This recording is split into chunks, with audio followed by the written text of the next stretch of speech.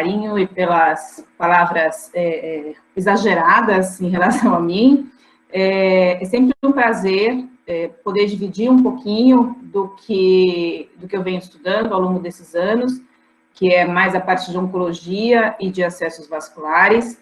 E hoje eu vou falar um pouquinho sobre o tumor de células germinativas, que é uma família de tumores que eu gosto bastante.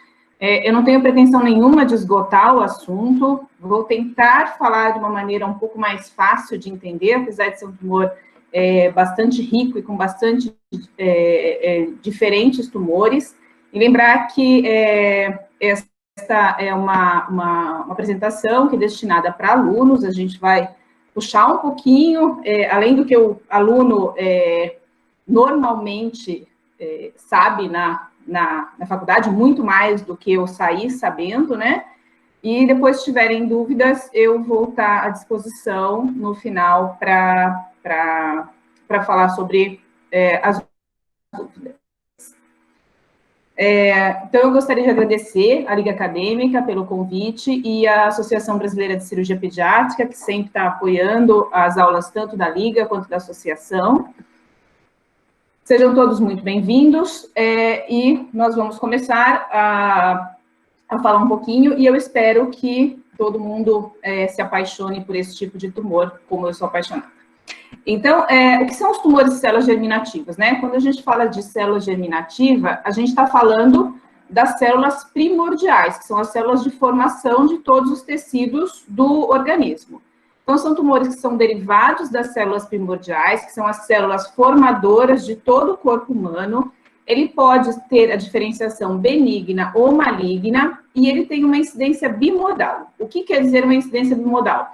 Tem dois picos de aparecimento. O primeiro pico de aparecimento é até 1 ano de idade, tem paciente um pouquinho, até 2 anos, mas no geral é no primeiro ano de vida, e depois na adolescência. Não é que nesse intervalo, entre 1 ano e adolescência, não tenha os tumores de células germinativas. Claro que tem, mas a incidência dele é menor. Tem uma análise que já é um pouco antiga, mas é uma análise que é bastante importante, de um grupo alemão, onde eles fizeram uma avaliação de 1.442 crianças e adolescentes que foram registradas no grupo alemão, e eles mostram o que os artigos, os trabalhos, os livros mostram, que no primeiro ano de vida, então quando a gente diz de 1 a 2, é o primeiro ano de vida, então até 1 ano de idade, a gente tem um pico desses tumores, que são os tumores, é fácil de entender por que a gente vai ter esse primeiro pico, porque são tumores de formação do organismo, são tumores das células que formam o organismo, então se há algum problema durante a formação, é normal que apareça mais nesse primeiro ano de vida, e depois nós teremos um segundo pico, que é na adolescência, porque um outro foco desses tumores são as gônadas. Então, nós vamos ter estímulo hormonal, a gente vai ter desenvolvimento hormonal, e isso também pode fazer com que esse tumor apareça nessa fase de adolescência, que é uma fase onde a gente tem estímulos para esses tecidos. Então, onde a gente vai encontrar esse tumor de células germinativas? Nós podemos encontrar por onde todo o desenvolvimento das células ela vai passar. Então, nós vamos ter desde o sistema nervoso central, os tumores de células germinativas de sistema nervoso central, eles são estudados num grupo à parte, não no protocolo, e também não é feito pela cirurgia pediátrica ativamente, aí entrariam os neurocirurgiões. Então, ele vai em toda a coluna do paciente. Então, você tem desde do sistema nervoso central até o cóccix do paciente, aqui por onde passa todo o desenvolvimento da crista neural durante a embriogênese. Então, desde o sistema nervoso central até o cóccix. Aqui tem uma figura que vocês não precisam saber, que eles demonstram na embriogênese onde que esses tumores eles vão sofrer alterações. Então, os tumores de origem embrionária, de células germinativas, eles podem sofrer alteração desde quando a gente tem uma célula unipotente, então quando a gente tem uma gônada, um ovócito ou uma espermatogônia, ela pode sofrer alteração, mutação enzimática e com isso futuramente desenvolver algum tipo de lesão, como ele pode sofrer alterações no desenvolvimento durante a embriogênese. Então, qual é a fase da embriogênese? A primeira fase é considerada até a anidação, então a gente pode ter problemas até aí, e no primeiro trimestre de gestação, que é quando os tecidos vão se diferenciando e vão se desenvolvendo. Então, numa célula germinativa primordial, a gente tem dois ciclos de alterações. Elas podem sofrer alterações durante a célula unipotente, e quando ela sofre alteração, algum tipo de mutação enzimática, que é chamado muitas vezes de metilação, esse paciente ele pode desenvolver o germinoma, que é o nome geral. Quando ele ocorre no testículo, a gente chama de seminoma, e quando ocorre no ovário, nós chamamos de digerminomas. São tumores extremamente responsivos ao tratamento. Quase todos esses tumores têm cura, mesmo em estágios avançados. E os tumores de célula pluripotente são células que vão se desenvolver por alteração durante o tecido, a diferenciação embrionária. Então, os tumores que ocorrem no período, que nós chamamos de período embrionário, portanto, na primeira fase de formação, eles vão se diferenciar em teratomas, que podem ser maduros ou imaturos. Então, pensando, a grosso modo, por que os tumores embrionários vão se desenvolver em teratomas? Os teratomas são tumores de formação de tecidos. Então, nos teratomas, nós podemos encontrar os diversos tipos de tecido, tanto na sua forma não totalmente desenvolvida, como numa forma desenvolvida. Algumas vezes nós pegamos esses tumores e dentro deles é encontrado cabelo, encontrado dente. Eles dizem até que seria um gêmeo desse paciente. O pensamento antigo, a palavra teratoma, ela vem de monstro, que é a formação de um monstro dentro de uma pessoa. Então, seria o gêmeo idêntico, seria um gêmeo que não se formou, mas, em verdade, são células que não foram formadas. Algumas vezes, pode ocorrer de gêmeos também aparecerem como tumores. E os extraembrionários são tumores onde as células elas apresentam alterações fora desse período, e elas vão se desenvolver em tecidos que não são característicos dos tecidos de formação do corpo, elas são diferenciados. Então, nós temos o tumor de seio endodérmico e o coriocarcinoma nessa fase. Então, aqui a gente tem um desenho esquemático de onde pode aparecer esses tumores. Então, tirando o sistema nervoso central, que também pode aparecer, mas são estudados em outros protocolos separados, ele pode ocorrer no mediastino. Tem recém-nascidos que têm região cervical também, principalmente os teratomas. Então, desde a região cervical, mediastino, pode ocorrer no retroperitônio, nas gônadas principalmente, então, ovário e testículo, e no sacrocox. Por quê? Porque a célula de término de embriogênese, ela fecha e ela tem o seu final de fechamento no cóccix, por isso que aí é um local também de tumoração. E existem os tumores de localizações raras, que são fígado, estômago, parótida, mas esses são raros, eles são estudados, inclusive, como tumores raros. Então, o que vemos nos pacientes menores de 18 anos, a maior parte desses tumores são em gônadas, então ovário e testículo, e no cóccix. O tumor sacrococcígeo é o tumor mais predominante no recém-nascido. Na avaliação dos protocolos de tumor de célula germinativa, nós temos 3 protocolos em avaliação, 91, 99 e 2008, com um total de mais de 1.000 pacientes, sendo que a gente tem um problema de colocação de pacientes nos protocolos. Muitas vezes esses pacientes são tratados, são avaliados e não são colocados. Então, isso é o que se tem de avaliável, não quer dizer que seja um número real. Então, o que nós temos? De 0 a 2 anos, nós temos um grande número de tumor sacrococcígeo, que é o normal, seguido de testículos nessa primeira infância. E depois, em pacientes adolescentes, nós vamos ter um pico de tumores de ovário, principalmente, e dos tumores de testículo. Então, quais são as características de um tumor de célula germinativa no geral?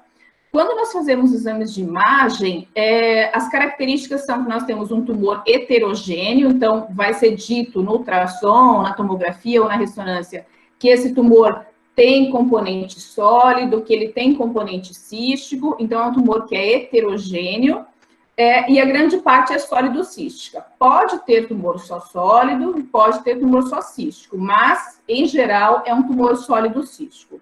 Os marcadores específicos de tumor de células germinativas são a alfa-fetoproteína e o beta-HCG. A alfa-fetoproteína pode estar aumentada em outros tumores, principalmente no hepatoblastoma, que é um tumor hepático de crianças bem pequenas, em geral menores de 3 anos de idade, mas são marcadores específicos desse tumor. Claro que tem tumores que não vão marcar. Por exemplo, o teratoma maduro é um tumor que não vai marcar nem alfa-fetoproteína nem beta-HCG. E o teratoma imaturo, ele marca fracamente esses marcadores. O DHL não é um marcador específico, nem deste tumor e nem de nenhum tumor. Mas, quando ele está aumentado 1,5 vez acima do normal, ele é um marcador de mau prognóstico. Por isso é importante a gente saber como está esse DHL no diagnóstico. Porque se nós temos um DHL muito aumentado, nós sabemos que esse paciente pode ser mal responsivo ao tratamento. Então, o que nós não podemos esquecer? Que esses marcadores têm que ser colhidos antes da cirurgia. Então, você tem uma suspeita de tumor de célula germinativa, esses marcadores já devem ser colhidos. Por quê? Porque a queda deles no pós-operatório é muito rápida e nós não vamos ter parâmetro se esse paciente está respondendo ao tratamento, às vezes só a cirurgia é o suficiente, e posteriormente, após o tratamento, fica difícil da gente ter uma noção de como era e se esse paciente está respondendo direito. Outra coisa, se nós formos fazer uma cirurgia, nós não colhemos esses marcadores específicos, achávamos que era uma apendicite, uma dor abdominal inespecífica, e de repente a cirurgia é feita e se encontra um tumor de célula germinativa. Esse paciente foi operado, tinha uma clínica de apendicite, às vezes o tumor de ovário rodou, fez uma torção, e durante a cirurgia nós nos deparamos com um tumor em que suspeitamos que é um tumor de célula germinativa. O que se deve fazer? Colhe o exame, pede para o anestesista colher, depois você faz o pedido e aí faz a cirurgia na sequência. Por quê? O beta-HCG ele tem uma meia-vida de 24 horas. Se você for esperar sair, mesmo que seja o dia seguinte, ou sair o resultado desse exame, se esse marcador for um marcador elevado ao diagnóstico, nós não temos o parâmetro de quanto isso era e se o paciente está respondendo à cirurgia ou ao tratamento proposto. A alfa-fetoproteína tem uma meia-vida de 7 dias. Então, se nós formos esperar o anátomo patológico, que vai demorar em torno de 10 a 14 dias, se for muito rápido, a maioria dos serviços não conseguem liberar em 1 ou 2 semanas, nós não vamos ter esse parâmetro como se o paciente tinha uma alfa-fetoproteína muito elevada, e isso é um fator de prognóstico de tratamento para esse paciente também. Lembramos de pedir o marcador, temos uma suspeita de tumor de célula germinativa, e com isso eu já consigo inferir o que eu devo encontrar de tumor. Por exemplo, se nós temos uma alfa-fetoproteína extremamente elevada, de 60 mil, de 100 mil, o normal da alfa-fetoproteína é até 6, 8, nós podemos inferir que nós temos um tumor de seio endodérmico. Então, se ele tiver uma alfa-fetoproteína muito elevada, um beta-HCG negativo, nós podemos inferir que esse paciente tenha um tumor de seio endodérmico. Se esse paciente vier com diagnóstico que não contenha tumor de seio endodérmico, nós vamos pedir ao patologista para ele revisar. Ele tem que achar alguma coisa que marque uma alfa-fetoproteína bem elevada. Se ele tiver, por exemplo, um beta-HCG bastante elevado, beta-HCG não aumenta tanto quanto a alfa-fetoproteína, nós temos que procurar componentes de coriocarcinoma. Nos tumores mistos, às vezes ele vem com um pouco de beta-HCG, com um pouco de alfa-fetoproteína. Nós temos que ter algum tipo de folheto, algum tipo de tumor que faça com que isso esteja presente. Se não tiver presente, você tem que pedir para que o patologista revise e ele explique por que nós temos um marcador positivo e ele não encontrou a célula. A gente tem que lembrar que os anátomos patológicos são feitos por amostragem. Então, e nem sempre a amostragem é tão grande quanto deveria. Então, ele pode ter, onde o patologista estudou, ele viu um tipo de célula, e no outro segmento, que ele não fez cortes tão delgados, ele pode não ter visto o outro tipo de célula que esse paciente tem. Essa aqui é uma tabela de alfa-fetoproteína em neonatos e lactentes. Por quê? Porque quando a gente tem um tumor no paciente neonato, ele vai ter uma alfa-fetoproteína elevada. Isso é normal do recém-nascido. Até quando? Até por volta de 1 ano de idade. Ele pode ter uma alfa-fetoproteína até 18, até 1 ano de idade. Então, com essa tabela, ela foi baseada em outras tabelas que tem na literatura. A gente pode ver se esse paciente se enquadra na alfa-fetoproteína normal para a idade dele. Então, quando nós estamos lidando com pacientes menores de 1 ano, nós temos que saber que essa alfa-fetoproteína pode estar elevada.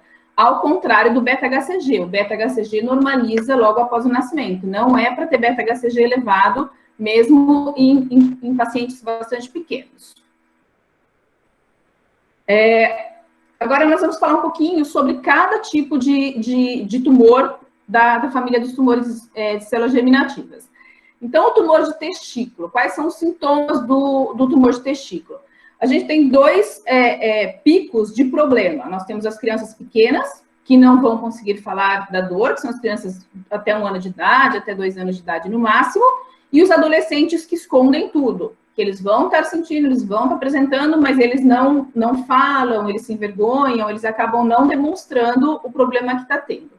Mas, em geral, são tumores onde pode apresentar dor, porque há uma distensão da cápsula do testículo, uma sensação de peso, começa a sentir um peso diferente, isso principalmente em adolescentes, um aumento de volume, pode ser um aumento pequeno, pode ser um aumento maior, ele pode também estar junto com o processo inflamatório, então ele pode aumentar bastante de tamanho, e nódulos, às vezes ele não vai apresentar um aumento total, mas vai apresentar nódulos, algum tipo de diferenciação, ele não é mais tão homogêneo, então tudo isso é sintoma de tumor de testículo. O que a gente faz quando a gente tem a suspeita de um tumor de testículo? Para o testículo, a avaliação ultrassonográfica normalmente é bastante suficiente para que seja feita o diagnóstico de tumoração ou não. Os exames mais avançados, como tomografia, a ressonância, para o testículo não são necessários. Vai ser necessário para que se faça o estadiamento. O que é o estadiamento? É ver se esse tumor está restrito ao testículo ou se ele já foi para algum outro tipo de localização. Mas, inicialmente, uma avaliação ultrassonográfica é suficiente. A coleta dos marcadores, alfa-fetoproteína beta-HCG e o DHL, que não é um marcador, mas é um fator de prognóstico. Lembrar que tudo isso deve ser feito no pré-operatório. O acesso cirúrgico deve ser via inguinal alta. Então, o acesso é como se fosse uma cirurgia para uma hérnia. Por quê? Porque nós devemos fazer a clampagem do cordão espermático antes da movimentação do testículo. Isso para evitar com que células tumorais se desprendam durante a manipulação e que possam levar a metástase. Que a gente tem que saber não realizar biópsia via escrotal. Se esse paciente está em dúvida se é uma lesão maligna e precisa ser feita a biópsia, o recomendado é que a biópsia seja feita via inguinal. Então, faz a incisão inguinal, leva o testículo para a região inguinal e faz a biópsia. Se não for biópsia de congelação, for uma dúvida, coloca o testículo via inguinal novamente no escroto. Então, não fazer essa biópsia via inguinal. Por quê? Qual é o problema de fazer a biópsia via inguinal? A drenagem do escroto é diferente da drenagem do testículo. Então, quando você faz uma abordagem pelo escroto, você está violando esse testículo e você pode fazer com que células vão para o escroto e façam uma drenagem linfática para a região inguinal, que não é a região de drenagem do testículo. Se for feito, hoje tem já um monte de discussões que eu vou mostrar um pouquinho mais para frente, mas o que se tem é que isso aumenta o risco de recaída local e aumenta o risco de metástase na região inguinal, que não é uma metástase normal para o testículo, tá? A linfadenectomia não é indicada como regra, então, se não há linfonodos aumentados, se esses linfonodos não são aparentes de tumor, não é necessário que se faça a linfadenectomia para amostragem. Por quê? Porque a gente vai ter uma baixa positividade, nós vamos ter uma cirurgia muito maior e muito mais agressiva. Se esses linfonodos forem suspeitos ou forem positivos, o marcador normalmente vai ser aumentado e a quimioterapia é suficiente para o tratamento desses linfonodos. E na abordagem desses linfonodos que drenam o testículo, se for feito a linfadenectomia, nós temos uma chance muito grande de ter problemas com ejaculação e com impotência desse paciente por conta da inervação do reto peritônio. Qual é a cirurgia preconizada para o tumor de testículo? No protocolo, está preconizado como uma orquiectomia radical, por uma incisão inguinal com ligadura alta do cordão e orquiectomia via inguinal. Isso não é só no protocolo. Todos os artigos, eles colocam como a cirurgia primordial a ressecção do testículo via inguinal alta. Então, isso é preconizado em todos os protocolos. Então, a abordagem é feita via inguinal. Na pediatria, a gente costuma fazer uma incisão transversa. Se o tumor for muito grande, pode ser feita uma região inguinal, onde a gente consiga uma amplitude maior dessa incisão. É feita a ligadura alta do cordão e a ressecção do tumor. Esse aqui é o estadiamento. A gente usa no protocolo brasileiro o estadiamento do COG. Mas o estadiamento do COG apresentou uma mudança agora, há pouco tempo. Eles têm até uma atualização do mês de maio agora, que para pacientes menores de 11 anos, quando for realizado uma orquiectomia via inguinal, sem violação de testículo, sem biópsia, a gente coloca esse paciente em estádio 1. E para isso também os marcadores têm que estar negativos até 6 semanas depois da cirurgia.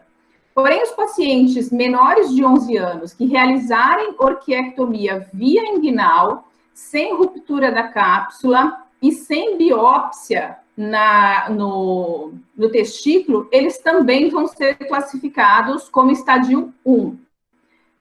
Até pouco tempo atrás, eles eram classificados como estádio 2, esses pacientes. Sempre que a abordagem era feita via escrotal, ou que esse paciente tivesse alguma violação do escroto, ele era tido como estádio 2. Hoje, se ele for menor de 11 anos e a cirurgia for feita somente a abordagem via escrotal, quando a gente fala de abordagem via escrotal, a cápsula da lesão, então a cápsula do testículo, ela tem que se manter íntegra. Tá? Só a pele que tem que ser feita via escrotal. A cápsula da lesão tem que ficar íntegra. Se for feita uma biópsia ou houver ruptura da cápsula do tumor, esse paciente já é estádio 2, independente se ele for menor de 11 anos ou se ele for maior de 11 anos.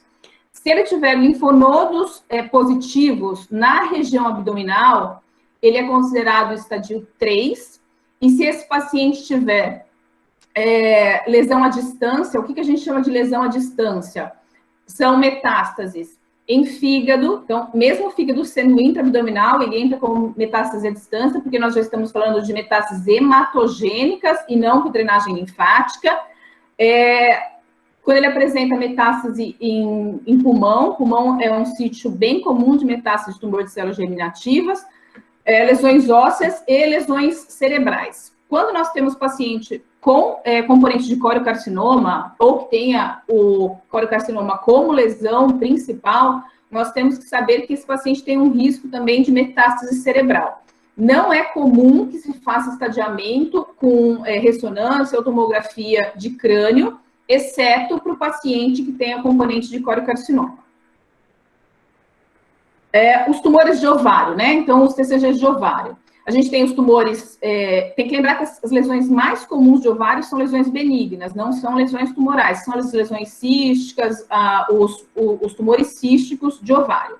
Então, o tumor de ovário, nós vamos saber que ele tem um crescimento lento, ele pode ser assintomático, a gente só vai conseguir ver essa lesão quando ele estiver acima de 10, 15 centímetros, já lesões bastante grandes. As dores desses pacientes são dores fracas, é um incômodo, uma dor que não passa, mas não é uma dor forte, exceto quando esse tumor sofre uma torção. O paciente pode apresentar náuseas, mal-estar e puberdade precoce pelo aumento dos marcadores. Então, se o paciente tem um beta-HCG muito elevado, ela vai apresentar sintomas como se estivesse grávida. Então, ela vai apresentar náusea, vai apresentar vômito, uma barriguinha crescendo, e nas adolescentes vai todo mundo achar que ela está grávida. Então, lembrar que são tumores móveis, os tumores a gente palpa com bastante cuidado, nunca se aperta o tumor, porque a gente pode romper o tumor, sempre pelas bordas, nunca afunda o meio do tumor, porque ele pode ser cístico, ele pode ser frágil, então a palpação é sempre uma palpação cuidadosa.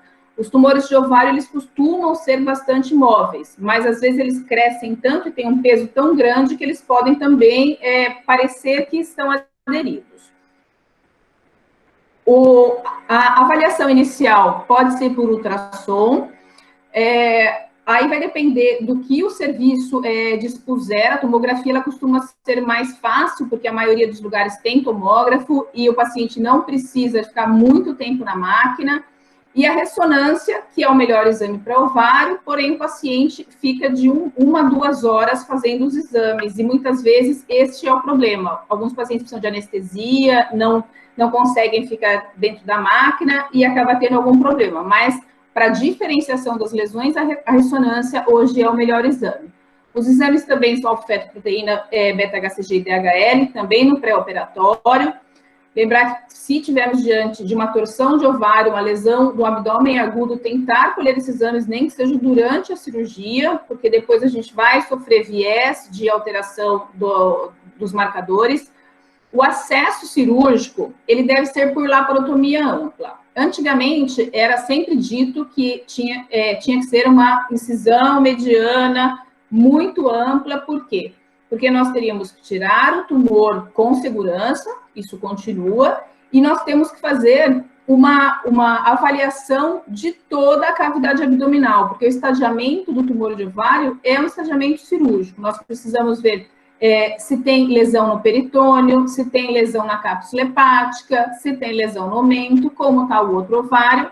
Aí a pergunta é, não dá para ver tudo isso no exame de imagem? Não, não dá. As lesões que nós costumamos ver nos exames de imagem, elas são normalmente maiores que 1 centímetro. Então, lesões menores que meio centímetro dificilmente são diagnosticadas nos exames de imagem. Então, é importante que se palpe todo o peritônio, que se palpe a cúpula diafragmática e o fígado. Então, se for feita uma incisão, que a gente chama de incisão igual a dermolipectomia, que é uma incisão como se fosse um fanestil, mas mais ampla para a ressecção do tumor, é importante que internamente seja feita uma incisão mediana e que a mão do cirurgião, ela consiga chegar até a cúpula diafragmática, porque a palpação do cirurgião é muito mais fidedigna do que os exames de imagem, tá? Hoje é aceitado e é um dos tumores que é mais operado por videolaparoscopia, mas nós temos que lembrar que os tumores têm que ser menores que 10 centímetros, porque maior que isso, eles ocupam toda a pelve e há uma dificuldade técnica da ressecção desse tumor. E a retirada tem que ser por incisão segura. Então, pode ser feito toda a cirurgia, a ressecção da lesão por videolaparoscopia, a observação de todo o peritônio, da cápsula hepática, biópsias que forem necessárias, porém a retirada tem que ser feita de maneira segura, normalmente por uma incisão de fanestil. E a linfadenectomia, como rotina, também não é indicada. Em adolescentes, por volta, depois dos 15, 16 anos, nós temos que tomar cuidado também com outro tipo de lesão, que não é tumor de célula germinativa, mas é um tumor que aparece, que é o adenocarcinoma. É um tumor muito mais agressivo e nós temos outros marcadores para esse tipo de lesão. Como que é feito o estadiamento do tumor de ovário? Nós temos que avaliar se há ruptura prévia dessa lesão ou se, por um acaso, ocorre a ruptura durante a manipulação desse tumor. Alguns tumores são friáveis. Observar o aumento é um local de metástase dessas lesões, então fazer uma amostragem, uma ressecção de uma parte desse aumento. Coletar ascite ou líquido peritoneal. Se não tiver, faz um lavado peritoneal e coleta para ver se tem células tumorais livres na cavidade, porque quando nós temos células tumorais, nós temos que saber que o risco desse paciente fazer implante, fazer novas lesões é maior. A inspeção do peritônio, cúpula diafragmática e cápsula hepática, a inspeção do ovário contralateral. Antigamente era colocado como necessário fazer a biópsia da lesão contralateral. Hoje não é indicado, por quê? Porque quando você faz uma biópsia, seja do ovário, do testículo também jamais fazer a biópsia contralateral. No ovário, se você fizer, você causa uma cicatrização e você causa uma perda de tecido ovariano. E estudos mostram que quando o cirurgião ele encontra uma lesão e ele suspeita que essa lesão seja maligna, normalmente ela é. E se ele acha que o ovário está normal, em geral, é um ovário normal. Então, a biópsia, como rotina, não é indicada do ovário contralateral. Os teratomas. Os teratomas são tumores onde a gente pode encontrar, existem os teratomas maduros e os imaturos. Então, eles podem aparecer na adolescência, o mais normal que apareçam, mas eles podem aparecer também em ovários de crianças menores. Podem ocorrer como nessa paciente, que o diagnóstico foi feito durante uma torção. Então, aqui tem a trompa dessa paciente está torcida. A avaliação do ovário contralateral é feita. E dentro deste tumor, foi encontrado lesões rudimentares que pareciam tecidos de dentes. Esse aqui é uma outra paciente, onde a gente encontrava cabelo dentro da lesão. O cabelo é bastante comum de encontrar no teratoma maduro. E um recado que eu gosto de dar é que, assim, essas imagens de abertura foram feitas pelo técnico de patologia. A gente não deve abrir peça tumoral no centro cirúrgico. Isso só da nossa curiosidade, mas não vai adiantar em nada o tratamento do paciente, nós não vamos adiantar o diagnóstico e nós ainda vamos prejudicar a avaliação da tumoração pelo patologista. Então, abertura de peça somente do técnico de patologia. Então, todas as fotos onde eu mostro a abertura foram feitas na sala de patologia. Essa aqui é uma paciente de 13 anos com aumento de volume abdominal, paciente com náuseas. O pai dela achou que ela estava grávida e ela disse que não estava. Durante os exames, foi visto a fetoproteína muito elevada. Quando a gente tem uma feto muito elevada, lembra que naquele quadro de marcadores, a gente deve suspeitar de um tumor de seio endodérmico. Essa paciente já apresentava ruptura prévia da lesão, então ela apresentava ruptura e implantes na pelve. E o anátomo patológico, conforme esperado, foi um tumor de seio endodérmico. O tumor de seio endodérmico, em geral, ele tem essa característica mais friável, com bastante cistos e bastante violácea. Essa aqui é uma outra menina de 13 anos, com importante aumento de volume abdominal, tinha alfa-fetoproteína e beta-HCG elevados, mas não tão elevado quanto um tumor de seio endodérmico, e o anátomo patológico era um tumor de célula germinativa misto. É bastante comum a gente ter mais de um tipo de célula na tumoração, tanto do ovário quanto das outras localizações. A gente pode também abrir mão da videolaparoscopia quando a gente precisa fazer um estadiamento do tumor de ovário. Então, se a paciente foi operada numa situação de urgência ou por algum médico que não tomou cuidado de fazer toda a inspeção, nós não temos dados se essa paciente é uma paciente estadio 1, se ela tem algum tipo de implante, nós não sabemos, às vezes foi operada em um hospital e depois foi encaminhada para um hospital oncológico. Então, nós podemos usar a videolaparoscopia para ver a cavidade dessa paciente, para a gente olhar, ver se não tem implante na pelve, se não tem implante no peritônio, se nós não temos nenhum outro tipo de lesão. Então, quando o paciente não tem uma cirurgia oncológica primária, nós devemos fazer a videolaparoscopia para estadiar esse abdômen do paciente. Se nós não tivermos dados desse paciente, não é incomum encontrar algumas surpresas, como implantes, como uma ressecção parcial da lesão. E também a gente pode usar quando nós temos que fazer um second look. Eu vou falar um pouquinho do second look um pouquinho mais para frente, mas é uma cirurgia de resgate desses pacientes quando ainda tem lesão possível. Então, o que a gente faz no estadiamento videolaparoscópico? A gente faz a avaliação do peritônio, avalia o ovário contralateral, o local onde foi feita a ressecção do tumor de ovário, faz a coleta do líquido peritoneal, avalia a superfície hepática, então, se na cápsula hepática tem algum tipo de implante, avalia e faz biópsia do aumento e avalia a cúpula diafragmática. Tudo isso é muito facilmente feito por videolaparoscopia, não é necessário fazer mais uma cirurgia enorme nesse paciente para que a gente avalie essas coisas. O estadiamento que hoje é tido no protocolo brasileiro, que é o protocolo latino-americano atualmente, é o estadiamento do FIGO, mas está sendo revisto e vai ser mudado em breve para o estadiamento de ovário do COG. Então, eu já coloquei o estadiamento do COG, que ele é bastante simplificado e é um estadiamento feito para criança. O estadiamento do FIGO é de uma sociedade internacional de ginecologia e obstetrícia, então ele é voltado mais para os tumores de adulto. Então, o estadio 1 de ovário, nós vamos ter, quando a gente fizer a ressecção completa dessa lesão, remoção completa, nós temos todo o restante negativo. O estadio 2, nós vamos ter a cápsula comprometida, ou a gente já pode ter algum tipo de rotura dessa lesão durante a cirurgia ou prévia à cirurgia.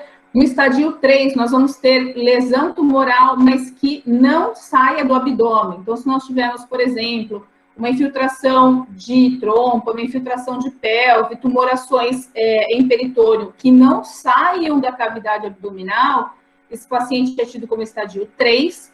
E o estadio 4, quando nós temos metástase à distância. O fígado, apesar de estar dentro do abdômen, ele é considerado metástase à distância, porque a via de metástase é hematogênica, é diferente das outras vias de metástase, que é por drenagem linfática. Então, ele também é tido como estadio 4. Então, se nós tivermos líquido pleural positivo, metástase óssea, metástase pulmonar, metástase em fígado, esse paciente é tido como estadio 4. Então, futuramente, nós vamos usar o estadiamento do COG. O tumor de célula germinativa extragonadal, ele pode estar onde? Em qualquer lugar fora das gônadas, então fora do testículo e fora do ovário. O principal local dessa lesão é o tumor sacrococcígeo, que também é o tumor mais predominante nos pacientes neonatais e menores de 2 anos. Tumor de vagina, que é um tumor bastante raro. Tumor de mediastino, aqui eu faço eu vou falar um pouquinho mais pra frente de mediastino. E os tumores abdominais, que podem estar em qualquer lugar, retroperitônio, estômago, fígado e outras localizações. Então, ele pode apresentar qualquer localização, além das localizações muito raras, por exemplo, parótida, locais onde comumente a gente não encontra o tumor de célula germinativa. Então, o tumor sacrococcígeo é um tumor extragonadal mais comum, o mais frequente recém-nascido. Nós temos um predomínio em meninas, são 2 meninas para cada menino com tumor de sacrococcígeo. Ele é originado no cóccix. Isso é muito importante saber o local de origem dessa lesão, porque nós vamos precisar fazer a ressecção completa desse cóccix. O exame de imagem, o melhor é a tomografia ou ressonância. Hoje, com o diagnóstico pré-natal, tem paciente que já chega com a ressonância intraútero, então é feito o diagnóstico, a gestante faz uma ressonância, esse tumor já é avaliado, inclusive, intraútero. O ponto crucial dessa lesão é que a gente faça a ressecção completa do cóccix. Por quê? Porque ali é o local de origem. Se nós não ressecarmos o cóccix completamente, esse tumor vai recair.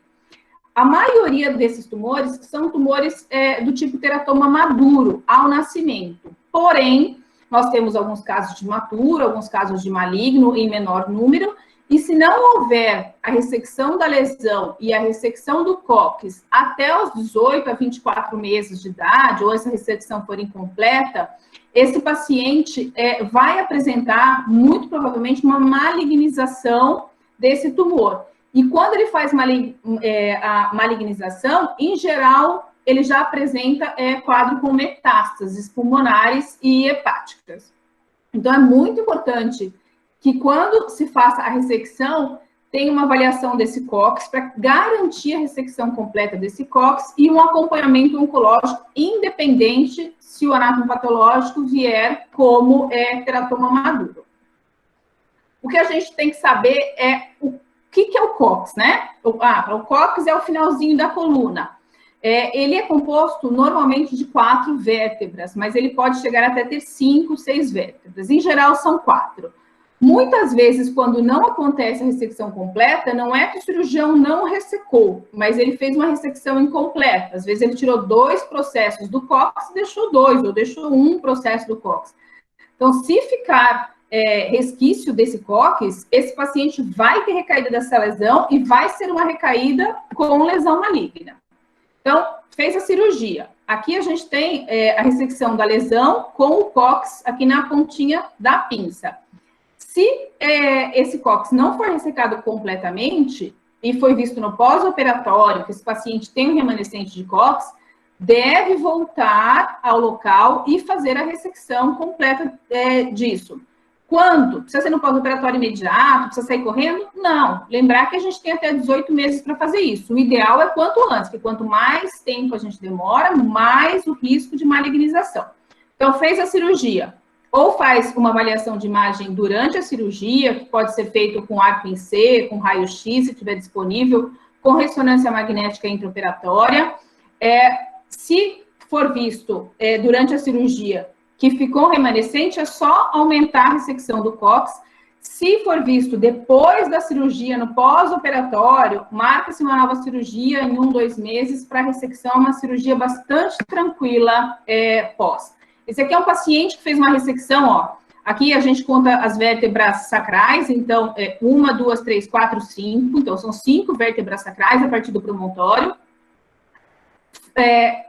Após a quinta vértebra, o que nós temos é o cóccix. Nesse paciente, é um paciente já grande, onde a gente consegue ver que tem 1, 2 e meia vértebra de cóccix. Então, esse paciente foi operado com 3, 4 meses de idade, foi ressecado a lesão, foi ressecado parte do cóccix, mas não foi visto que ficou remanescente do cóccix. Esse paciente teve uma recaída da lesão, aqui é uma tumoração, nessa fase já pós a segunda cirurgia, então esse paciente ainda tinha o cóccix, já apresentava metástases pulmonares, precisou fazer bastante quimioterapia e, na sequência, a cirurgia para ressecção da lesão residual e do cóccix.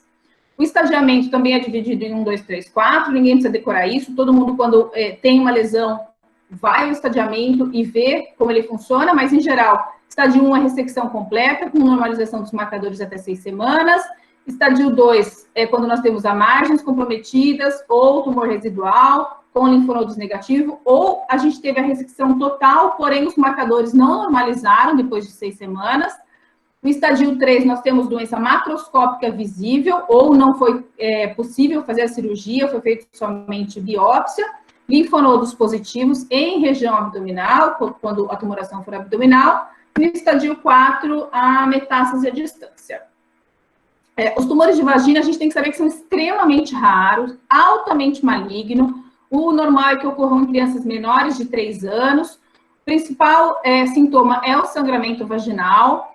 Pode ter uma presença de massa saindo pela vagina. O tumor que é quase 100% na histopatologia deles é um tumor de seio endodérmico, então vai ter uma alfa-fetoproteína elevada. E, clinicamente, ele é muito semelhante ao rabdomiosarcoma. Então, quando nós temos ou um sangramento vaginal ou uma saída de lesão pela vagina, nós temos 2 tumores iniciais que nós temos que pensar. O rabdomiosarcoma, que é mais comum do que o tumor de células germinativas de vagina, e a nossa segunda hipótese seria um tumor de célula germinativa de vagina. Esse aqui é uma paciente de um colega meu, mostrando uma tumoração saindo pela vagina, já bastante grande, vocês podem ver que faz uma pressão na pelve. Depois de algum tempo, essa parte interna exteriorizou, então fez uma lesão exofítica, onde foi feita a biópsia. Então, tinha essas 2 opções de ser ou um rabdomiosarcoma ou um TCG de vagina. Foi colhido os exames, os marcadores para rabdomiosarcoma, não tem marcador específico, e essa paciente apresentava um beta-HCG bastante elevado, uma alfa-fetoproteína bastante elevada. Então, aqui já a tumoração ocupando toda a pelve. Lembrar que aquela imagem que a gente tinha, a lesão empurrava o períneo todo da paciente, e já com metástase pulmonar. Então, um estágio bastante avançado da lesão. Os tumores de mediastino também são bastante raros, a localização é em mediastino anterior. Nós temos 4 tipos de lesões em mediastino anterior, que é o tumor de célula germinativa, o linfoma, o timoma e os tumores de tireoide, que podem também ir ao mediastino. São correspondentes a 4 ou 5% somente, não é dedos, né? Tumores de células germinativas, e 1 a 18% dos tumores de todo o mediastino são do tipo TCG. Os teratomas são os mais frequentes no primeiro ano de vida, e na adolescência há um predomínio de tumores mistos. Uma coisa que é importante a gente salientar é que quando a gente tem um tumor de mediastino em meninos, nós devemos avaliar os testículos também, porque pode ser um local só de metástase. Às vezes uma lesão muito pequena, às vezes não aparente de testículo, pode levar a grandes metástases de mediastino. Então, sempre que estivermos diante de um TCG de mediastino, nós temos que fazer avaliação dos testículos, claro que quando forem meninos, né? A sintomatologia, ela ocorre pela compressão das estruturas. Então, o paciente vai apresentar dispneia, tosse, pode apresentar uma síndrome da veia cava superior. Quando esse paciente tem uma compressão da veia cava superior, vai ter umas jugulares muito grande, uma face mais edemaciada, uma dificuldade de retorno venoso. Ele pode ter dor. O diagnóstico, em geral, é feito por tomografia. No raio-x, imagina o paciente vem com dispneia e tosse, você faz um raio-x, você vai ver um efeito de massa, muitas vezes é confundido com uma pneumonia, ele inicia um tratamento de pneumonia, porém ele não melhora.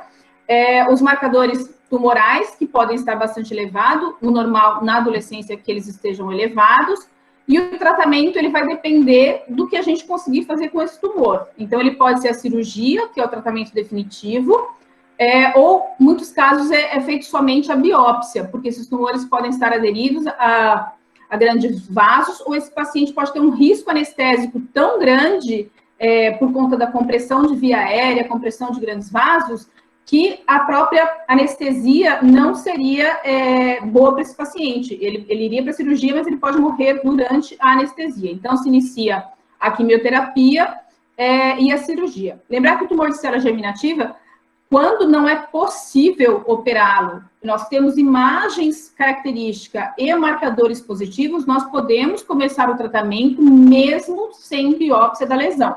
Um dos casos que mais acontece é o tumor de mediastino. Às vezes, começa a quimioterapia sem que a gente tenha uma biópsia dessa lesão. Em abdômen, as localizações são diversas. Retroperitônio é o mais comum, mas pode apresentar fígado, estômago, mento, outras localizações. Os subtipos mais comuns são os teratomas, que podem ser maduros ou imaturos, e os tumores malignos representam só 15% do total de tumores de abdômen. Tem uma incidência também bimodal, principalmente em pacientes menores de 6 meses, então os pacientes mais novinhos, e depois em adultos jovens. Os sintomas eles vão depender da compressão, mas em geral é uma massa abdominal, pode ter uma dor localizada, perda de peso, que não é pela tumoração, mas sim por compressão. Esse paciente às vezes não consegue comer, não consegue evacuar, tem um mal-estar, não se alimenta direito, então ele vai ter uma perda de peso e pode apresentar também constipação pela compressão do tumor. Essa é uma menina de 17 anos com um tumor extragonadal, numa localização extremamente rara, que era no ligamento redondo, então as gônadas dela estavam livres, e era um tumor de seio endodérmico também, com uma fetoproteína bastante elevada. Tem um trabalho de um grupo cooperativo que chama MAGIC, em que ele mostra em que pacientes menores de 11 anos, isso outros protocolos também mostram, eles têm um melhor prognóstico. Então, se nós temos um tumor de células germinativas gonadal, testicular ou de outra localização em menores de 12 anos, mesmo que esses pacientes sejam estadio 4, eles vão ser tratados como estadio 3. Qual a diferença de tratamento? A diferença é que ele vai usar menos droga por menos tempo. Se por um acaso ele não responder, ele é avaliado durante o tratamento, ele passa para o braço de maior risco. Mas, inicialmente, pacientes de menores de 11 anos são tratados com menos medicação. Ninguém precisa saber disso, tá? Só que é só um esquema geral. mostrando como que é o esquema terapêutico. Nós temos dois esquemas de tratamento, o de risco intermédio e o de alto risco. Então, o risco intermédio são os pacientes estadio 2, 3, e os de alto risco, os pacientes estadio 4. Então, inicialmente, são 3 ciclos de quimioterapia com 2 tipos de droga e, no meio, avaliado as respostas com marcadores e imagens. Se ele tem uma boa resposta, o tratamento é consolidado. Se ele não tem uma resposta boa, ele passa para o braço de alto risco, tá? O esquema de alto risco segue quase a mesma coisa, mas nós vamos ter mais uma droga, então, ao invés de 2 drogas, a principal droga do tratamento de tumor de célula germinativa é a cisplatina. Então, nos 2, de alto risco ou de risco intermédio, a cisplatina é utilizada. No alto risco é incluso a ifosfamida, junto com a cisplatina e o etoposide, e as avaliações são em menor tempo. O ciclo de quimioterapia, ao invés de 4 ciclos, são 5 ciclos. Se o paciente não responde, é discutido com o comitê, esse paciente pode ser levado, inclusive, para o transplante de medula óssea. Existe uma terapia de intensificação, então, quando é feito esse tratamento, se o paciente não responde, ele pode ir para uma outra intensificação de tratamento, que aí já é incluso o Taxol, junto com a platina. São feitas avaliações, algumas vezes esse paciente já é um paciente de mau prognóstico, é coletado célula para transplante no meio dessa terapia de intensificação, para que ao final seja decidido se esse paciente vai fazer um transplante de medula óssea autólogo. O que é um transplante de medula óssea autólogo? O paciente vai colher células dele mesmo, porque lembrar que ele não tem uma doença hematológica, então ele pode colher as células da medula óssea dele, e ele vai intensificar o tratamento.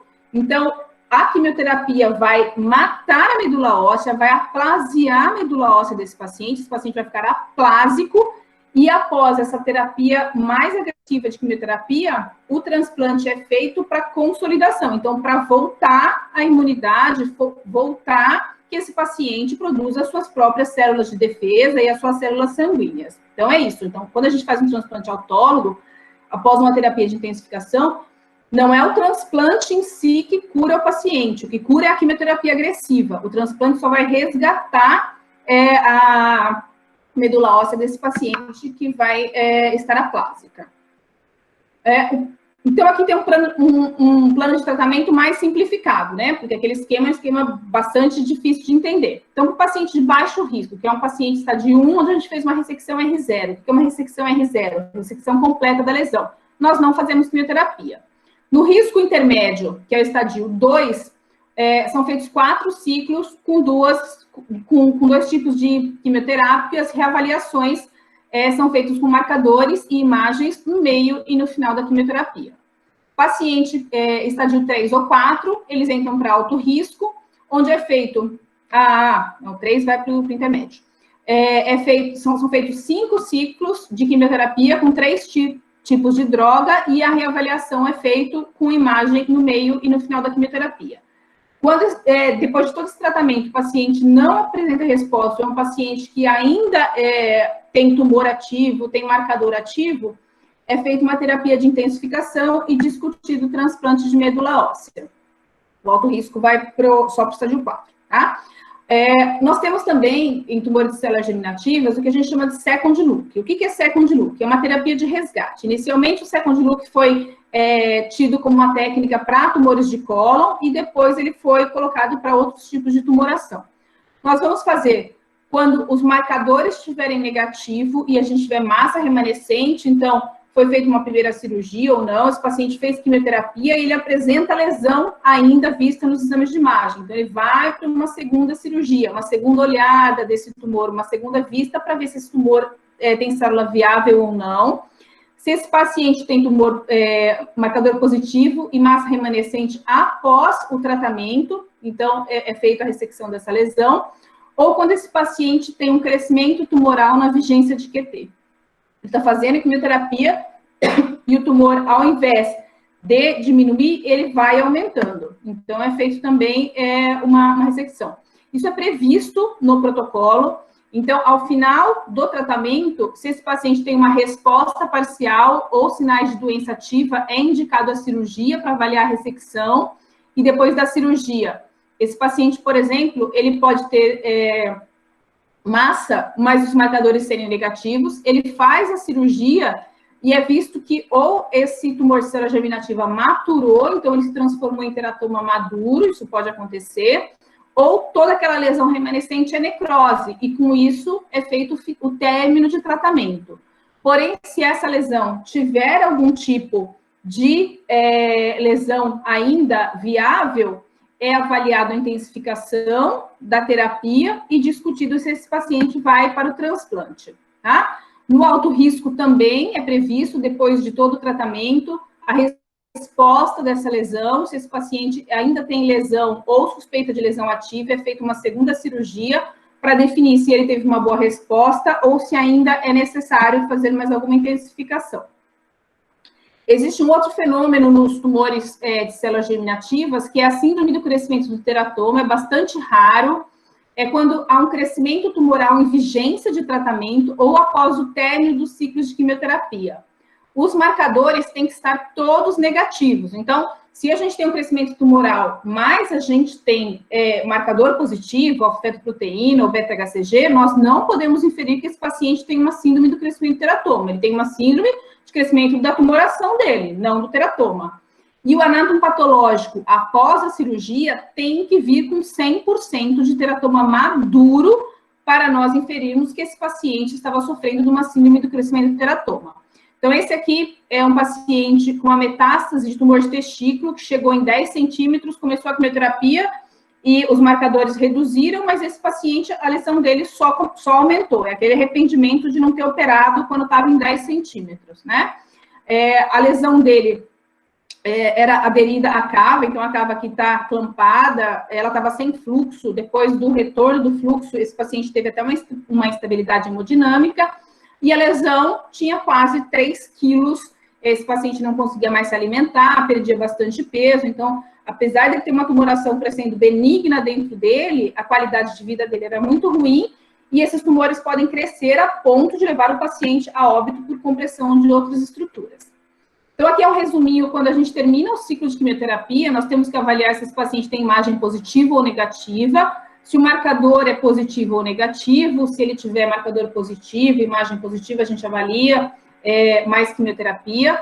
Se tiver tudo negativo, é avaliado a cirurgia de resgate desse paciente para definir se esse paciente vai para o término de terapia ou ele vai para a intensificação da terapia dele. Essa aqui, eu estou finalizando, essa aqui é a equipe do Hospital de Clínicas, da Faculdade de Medicina de Ribeirão Preto, da USP. Eu gostaria de agradecer, e eu estou... esses aqui são os grupos cooperativos que eu participo, que é o tumor de célula germinativa, o MAGIC, que é um consórcio internacional de tumores de células germinativas, a Associação Brasileira de Cirurgia Pediátrica, onde eu sou a atual coordenadora de oncologia, e a Sociedade Internacional de Oncologia Pediátrica Cirúrgica também. Então, eu gostaria de agradecer com os meus contatos, se alguém quiser entrar em contato também. E era isso que eu tinha para apresentar hoje.